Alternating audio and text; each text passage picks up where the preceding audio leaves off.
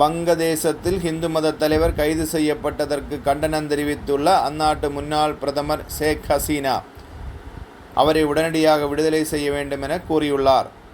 நம் அண்டை நாடான வங்கதேசத்திலுள்ள சம்லிதா சனாதனி ஜோதே என்ற இந்து அமைப்பின் தலைவர் சின்பாய் கிருஷ்ணதாஸ் பிரம்மச்சாரி. இவர் இஸ்கான் எனப்படும் அகில உலக கிருஷ்ண பக்தி இயக்கத்தின் முன்னாள் நிர்வாகி.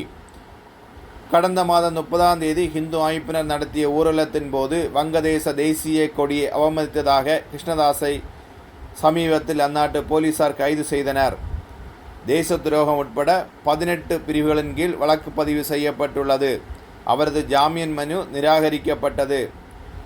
இது தொடர்பாக டெல்லியில் உள்ள அந்நாட்டு முன்னாள் பிரதமர் ஷேக் ஹசீனா கூறியதாவது: ஹிந்து மதத்தை சேர்ந்த தலைவரை போலீசார் தவறாக கைது செய்துள்ளனர். அவரை உடனடியாக விடுதலை செய்ய வேண்டும். சிட்காங் நகரில் ஹிந்து கோயில் இடிக்கப்பட்டுள்ளது.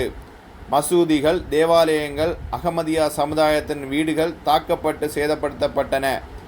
அங்கிருந்தவை கொள்ளையடிக்கப்பட்டு தீ வைக்கப்பட்டன.